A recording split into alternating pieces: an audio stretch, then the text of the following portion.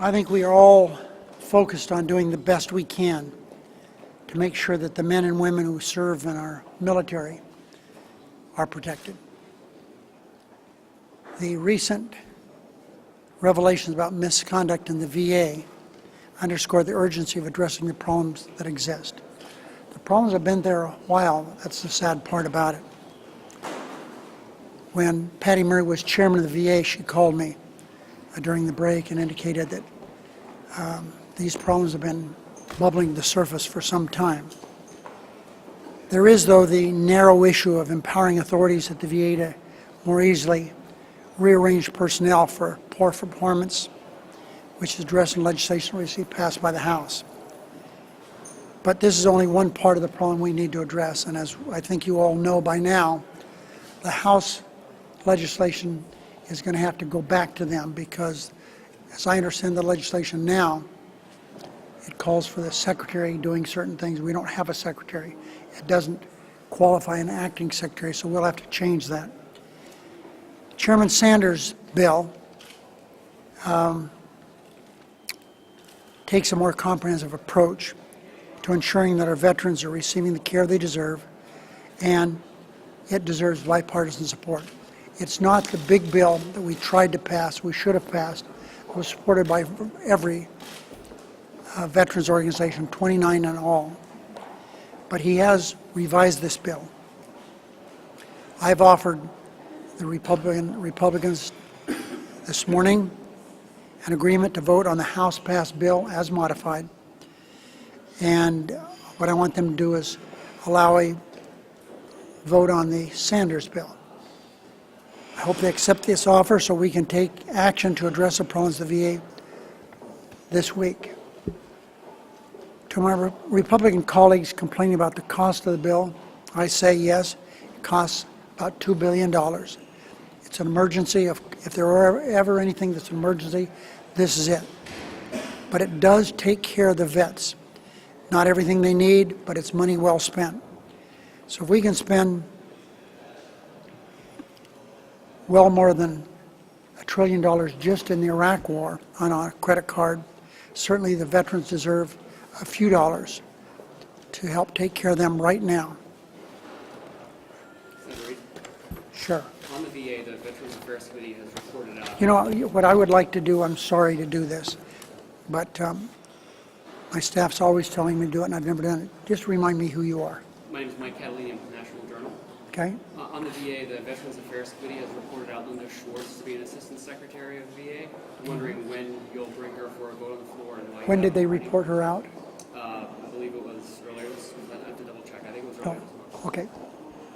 Let's talk about nominations. We have about 140 that are being held up by the Republicans. We're moving through the judges because by changing the rules, we've been able to do that. We're going to get the judges done.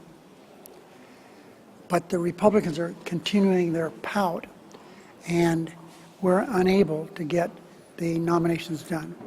We have, at last count, 11 Department of Defense, Pentagon people that we need to have yesterday. I got a letter last April from the Secretary of Defense to move these along. So we'll get to her just as quick as we can. But remember, they're holding everything up. And it's really unfortunate. Ambassadors, we have ambassadors all over the world. Career ambassadors are being held up. So I don't know when we'll get to Schwartz, but as soon as we can. Senator Joe Johnson with CNN. When did you get the heads up on Bowe Bergdahl? Was it before he was released? Yes. What time? On Saturday? As I recall, he was released on Saturday. I got a call from the White House on Friday. And last question, do you think there's a real problem with these 5 individuals from the Taliban being released in exchange for one U.S. soldier? Does it set a bad precedent? Well, my own personal opinion, Guantanamo has been there far too long. And I think that we should get them out of there as quickly as we can. We've been held up from doing that by the Republicans, not wanting any of them to be tried here in the United States, even though our record here is really quite good. So I'm glad to get rid of these 5 people, send them back to Qatar. And I think the arrangements made there are, as far as I understand, it's been explained to me, adequate. You're going to tell me who you are, too. You're new, I know. Yeah. Compared to some. If I understood you right, you said you were putting the Republicans that there would be a vote on the House passed Bill as modified. bill. Yes. If they would not want the vote on the Sanders, Yeah, I want to have a vote on each one of them. right, and you haven't heard back from them. No. How soon do you intend to do all of this? Well, if we get the consent back, we could do it tomorrow easily. Yes. With personal tax notes? Is that right? Pardon me? Yeah, sure, I got it. Okay. Is the tax incentive bill now kind of dead until after November? Given another filibuster, it appears that unless the Republicans follow the direction of the National Chamber of Commerce, who wants this, National Association of Manufacturers, I guess the answer is yes. Senator Reid, Alex Bolton with the Hill. At the meeting today, did Dennis McDonough talk about Bergdahl at all? Did he offer any apology like Tony Blinken did to Dianne Feinstein last night? Did he address this issue and alleviate any of your colleagues' concerns? He was brought to the caucus today to explain the situation with Bergdahl, and he ended his presentation by saying, anyone has any questions, I'll be happy to talk to you. Senator Todd Scalia with Public Radio. The Republican Senator McCain and others have put their own alternative version of a VA bill. As you know, I think we can all see where this is headed, where they're going to want amendments to a Sanders bill and going to ask you for a deal on that. Sometimes, often, disputes over lists of amendments wind up tanking the bill. Where's this headed? I would hope that the Republicans care about the veterans more than this mantra that they've been talking about that gives them an excuse to kill everything, which, as you know, they've been doing this for 5.5 years. That is, we want amendments. It would seem to me what we should do is try to do something to help the veterans. The House bill is not terrible. It doesn't have the due process I would like, but we can probably live with that. I can, at least. And we have the Sanders bill, which there's authority for immediate removal. That's the House bill. Authority for acting secretary to remove incompetent employees, shortening wait time for veterans. We have bolstering VA's ability to bring in doctors, which are such a shortage. There's what we've been needing for a long, long time is the authorization of major medical facility leases. Access to VA health care. As you know, there are ways that we can do that to alleviate some of the problems.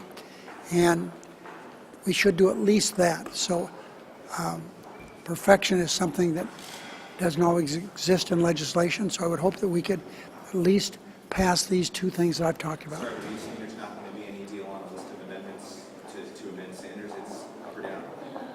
Well, that's the proposal I made. We are in the midst of a filibuster, another one. This was on the Secretary of Health and Human Services, Burwell, who they say they like, but they're using up every minute of 30 hours to do nothing. And then we have pending already, we have the CFTC, important entity, and we invoke cloture on, she would be the first African-American woman to serve on that body, extremely competent woman, but we can't finalize her until this afternoon. We can't finalize Burwell because they're eating up the 30 hours until Thursday. So I don't know when we would have all these amendments, because there's a trip going to Normandy, 10, 11, 12 senators going there Thursday afternoon, so do amendments if they would be willing to work a few extra days. Senator Reid, Burgess said we would let it go. Can I ask, would you support an open hearing on the Bergdahl transfer? Of course, You would. I would, yes. Have you asked Senator Levin or Feinstein if they would arrange it? No, I haven't done that. I think there's already hearings scheduled, though. Yeah, okay.